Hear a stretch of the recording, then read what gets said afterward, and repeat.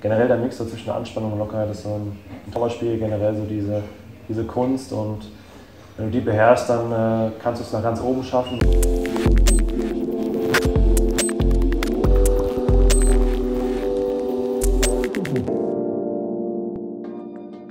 Ich habe von mir selbst eine Version im Kopf, der ich gerne entsprechen würde irgendwann, und versuche einfach jeden Tag Gas zu geben, dass ich jeden Tag so einen kleinen Schritt nach vorne mache, um ein Stück weit näher an das Ziel oder an meine Vorstellung herankomme, die ich mir im Kopf gesetzt habe.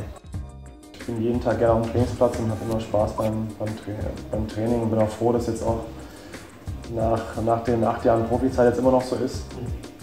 Und klar, also im Tor bin ich am liebsten, aber ich spiele auch gerne mit dem Fuß mal ein paar Chipbälle, so ein paar lange Bälle, das macht mir auch Spaß.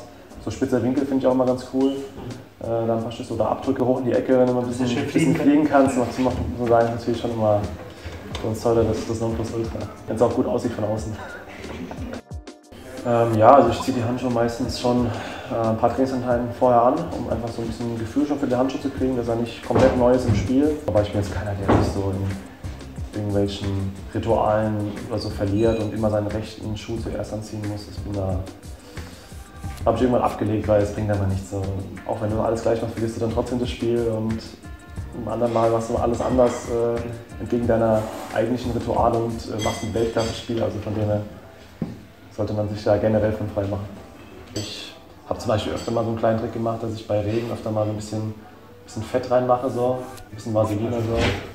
Das habe ich auch von Olli Baumann damals, diesen Trick. Und funktioniert manchmal ganz gut, muss ich sagen, weil es im Regen halt doch echt schon glitschig werden kann mit den neuen Bällen, die noch die kompletten Film drauf haben. Das sind dann so kleine Kniffe, die man dann untereinander austauscht. Ja, natürlich erstmal der allgemeine Sitz halt, ne? Dass du quasi reinschubst in den Handschuh und dich da wohlfühlst, das ist immer schon mal ein gutes Zeichen. Natürlich der Grip ist unfassbar wichtig, dass du da diese Sicherheit bekommst. Und ich bin auch jemand, der sehr penibel ist. Ja, sei es, ob jetzt da vielleicht mal ein Finger zu lang oder zu kurz ist oder ob die Bandage zu lang ist. Das sind immer so Kleinigkeiten, die dann einfach nochmal dieses letzte Prozentpunkt rausholen können. Jetzt auf unserem Niveau, wo wir unterwegs sind, da zählt halt wirklich jedes kleine Stellschräubchen. Das versuchst du natürlich dann so einzustellen, dass du dich perfekt fühlst und die perfekte Leistung auf den Platz bringen kannst. So, optisch gefällt er mir gut. Aber ich finde es schon cool, wenn der Handschuh schön aussieht. Also mir ist es natürlich lieber, dass der Grip gut ist und dass er gut sitzt, als jetzt letzten Endes das Aussehen.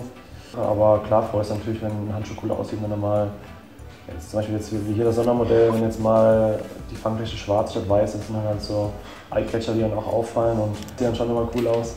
Generell der Mix so zwischen der Anspannung und Lockerheit ist so ein Torwartspiel, generell so diese Kunst, und wenn du die beherrschst, dann kannst du es nach ganz oben schaffen, und ich finde, das unterscheidet dann auch immer so ein guter Amateur-Torwart von einem Profi-Torwart, dass er halt dieses Umswitchen und in der richtigen Zeit das Richtige tun.